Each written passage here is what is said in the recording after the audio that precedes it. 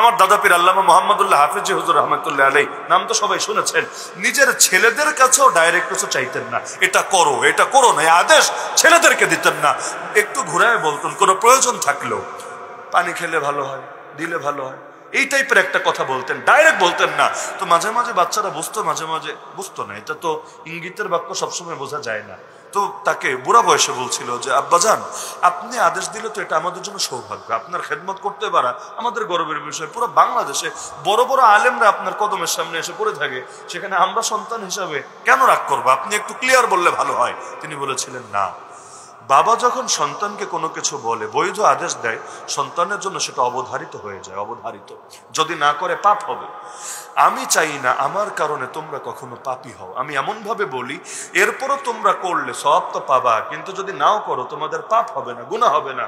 Direct যদি আদেশ দেয় না করো, তোমাদের গুনাহ হবে। মানে এটা এমন একটা ব্যাপার, এত দূরদর্শী চিন্তা আমাদের মাথায়ও আসবে না, কিন্তু আল্লাহর বান্দারা এভাবে আমল চালিয়ে গিয়েছেন। তাহলে এই কারণে হালালের দিকে, তবলিগরা বলতো যে বিকালে যখন গাছতে বের হবেন কোনো দিকে তাকাবেন না, হারামে তো তাকাবেন না, তাকাবেনই না, হালালের দিকেও তাকাবেন না। ব্যাখ্যা বুঝতাম না। পরে সৌদি আরব থেকে একটা জামাত এসেছিল বাংলাদেশে, আমি তখন উত্তরায় পড়ি। তা একদিন ও নাই দেখি বয়ানের মধ্যে ওই আদব বলতে গিয়ে এটা ব্যাখ্যাটা করে দিলেন যে হারামের দিকে তাকাবা না এ কারণে আল্লাহ হারাম করেছে, আর হালালের দিকে তাকাবা না এ কারণে যাতে করে দুনিয়ার মোহটাও দিলের ভেতরে অজান্তে না ঢোকে। তো তখন কথাটা খুব দিলে লাগলো, আসলেই তো আমাদের এই চোখে তো আমাদের সব অনিষ্টের মূল, সব অনিষ্টের মূল। দিলে যত ফেতনা। এক লোক এসে হযরত হাসান বসরি রাহমাতুল্লাহ আলাইহি, নাম তো সবাই শুনেছেন, তাকে এসে বলল, হুজুর আমার একটা সমস্যা হয়, এমন একটা সমস্যা, এটা আমার আপনার সবার হয়। নামাজে আল্লাহু আকবার বলার আগ পর্যন্ত মনটা স্থিরই থাকে, ছোটাছুটি করে না। ওদিকে আবার আসসালামু আলাইকুম রহমতুল্লাহ বলার পরও মনটা স্থির হয়ে যায়। মাঝখানে আল্লাহু আকবার থেকে নিয়ে সালাম পর্যন্ত কই কই যে যায়, হাটে ঘাটে মাঠে কোনো জায়গা বাদ নেই, কই কই যে যায় মাথায়ও ধরে না। তো হুজুরের কাহিনীটা কি? মনটা আগেও স্থির পরেও স্থির, মাঝখানে স্থির থাকে না কেন? আমার একটা পরামর্শ দেন যাতে মাঝখানেও মনটা স্থির থাকে। এই সমস্যা আমাদের হয় না তো কারণ গণহারে গণহারে। এমনকি ইমাম 3 রাকাত পড়েছে না 4 রাকাত, এইটা নিয়েও দেখবেন অনেক সময় এমন হয় লোকমা একজনও দেয়নি, সবাই কনফিউজ, একজনও দেয় নাই। নামাজ শেষ করে এখন কিরে বল্টু একটু শর্ট শর্ট লাগে না? ও বলে হরে সোল্টো, ডেলি তো 10 মিনিট লাগে, আজকে 7 মিনিটে কাম খতম, মনে হয় একটু ভেজাল টেজাল হয়েছে। পরে গিয়ে হুজুরে বলে এমন হয় এক নামাজ 2 বার পড়া লাগে, কেন? 3 রাকাত পরে খতম করে দিয়েছে, একটারও খবর নেই, একটাও নিশ্চিত না, সবগুলো আন্দাজের উপর, পরবর্তীতে আবার রিপিট করা লাগে। আমাদের দিলের হলো এই হালত। তিনি সমাধান দিলেন, শোনো নামাজ হলো একটা আলো। আলো বুঝেন তো? এই যে মাহফিল থেকে বাসায় যাবেন, হঠাৎ দেখলেন একটা গর্ত সামনে, আপনি আলো ফেললে কিন্তু দেখতে পাবেন ভেতরে কি সাপ নাকি খালি না স্বাভাবিক অস্বাভাবিক। আলো ফেললে বোঝা যায়, আলো না ফেললে বোঝা যায় না। তিনি বললেন নামাজ হলো একটা আলো, আল্লাহ আলোটা ফেলেন তোমার দিলের উপরে, আল্লাহ দেখিয়ে দেন তোমাকে তোমার দিলের ভেতরে কি আছে। দিলের ভেতরে যদি আল্লাহ থাকে, জান্নাত থাকে, আখিরাত থাকে, নামাজে দাঁড়ালেও এগুলোই চোখের সামনে ভেসে উঠবে। যেমন হাদিসে আছে না, আল ইহসান আন তা'বুদাল্লাহা কাআন্নাকা তারা, ইবাদত করবে এমন ভাবে যেন আল্লাহকে দেখতে পাচ্ছ। দিলে যদি আল্লাহ থাকে, নামাজে দাঁড়ালেও ইবাদত এমন হয় যেন আমার আল্লাহকে আমি দেখতে পাচ্ছি, যেন দেখতে পাচ্ছি। যেন মানে বাস্তবে দুনিয়াতে জাগ্রত অবস্থায় আল্লাহকে দেখা সম্ভব না, কিন্তু যেন দেখতে পাচ্ছি, মানে অনুভব করছি, উপলব্ধি করছি। দিলে যদি আল্লাহ থাকে, চোখের সামনেও সেটাই ভেসে উঠবে।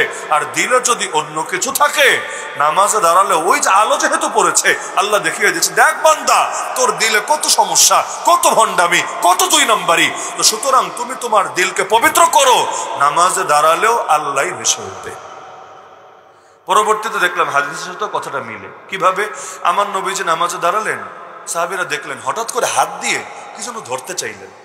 আমি যদি এভাবে ওয়াজের মধ্যে হঠাৎ হাত বাড়াই, আপনি অবাক হবেন না? কাহিনী হুজুর কি ধরতে চাইলো? সাহাবীরা অবাক। নবী নিজে ব্যাখ্যা দিলেন, আমার চোখের সামনে নামাজের ভেতরে জান্নাত তুলে ধরা হয়েছে। আমি হাত বাড়িয়েছিলাম এক থোকা ফল ছিঁড়ে রাখবো তোমাদেরকে দেখানোর জন্য, তোমরা দেখলা জান্নাতের একটা ফল, একটু খেলা, এটার জন্য আমার আল্লাহ আমার সামনে তুলে ধরেছিলেন। পরবর্তীতে এটা আর আমি করি নাই, যেহেতু দুনিয়া, তাহলে জান্নাতের ফল জান্নাতে গিয়ে খাবা, দুনিয়া দরকার নাই। তাহলে তিনি নামাজে দাঁড়ালে তার চোখের সামনে জান্নাত ভাসে, আর আপনি নামাজে দাঁড়ালে আপনার চোখের সামনে মুসাম্মাদ জান্নাত বেগম ভাসে। এই হলো পার্থক্য। মূল পার্থক্য দিলে, দিলে থাকার কারণে চোখের সামনেও সেই পার্থক্য আসে। আমার সব কথার মূল কথা কিন্তু একটা, মাথা থেকে পা প্রতিটা অঙ্গ আল্লাহর গোলাম হবে। কোন অঙ্গ কতটুকু গোলামি করতে পারছে এটা আমাকে হিসাব করতে হবে। যেখানে দুর্বলতা, যেখানে রোগ, এখানেই ওষুধ দিতে হবে। চোখ ঠিক আছে আলহামদুলিল্লাহ, কান সমস্যা, কান ঠিক করে ফেলবো। যেমন কান দিয়ে গীবত শোনে, গান শোনে, মিথ্যা শোনে, আচ্ছা কানও ঠিক আছে। জিহ্বায় সমস্যা, জিহ্বায় সমস্যা মানে কি? জিহ্বা দিয়ে মানুষকে কষ্ট দিয়ে ফেলে, মানুষের গীবত করে, গালিগালাজ করে, কথা বলতে গেলে আজে বাজে কথা চলে আসে। জিহ্বাটা ঠিক করব, সব ঠিক আছে। দিলে সমস্যা, আচ্ছা দিলও ঠিক আছে। পেটে সমস্যা, পেটও ঠিক আছে। লজ্জাস্থানে সমস্যা, যেখানে সমস্যা ওই জায়গা সমাধান করতে হবে। মাথা থেকে পা প্রতিটা অঙ্গের দ্বারা গোলামি কতটুকু হচ্ছে এটা আমার হিসাব মিলাতে হবে। মরার পরে না মরার আগে? মরার পরে হিসাব মেলে আর লাভ নাই। তখন হিসাব ফেরাউনেরও মেলে, ডুবতে ডুবতে ও কালেমা পড়ে, লাভ নাই, লাভ নাই। সময় থাকতে সময়কে কাজে লাগাতে হবে। দাঁত পড়ে গেলে আফসোস করে লাভ নাই, দাঁত থাকতেই দাঁতের কদর বুঝতে হবে।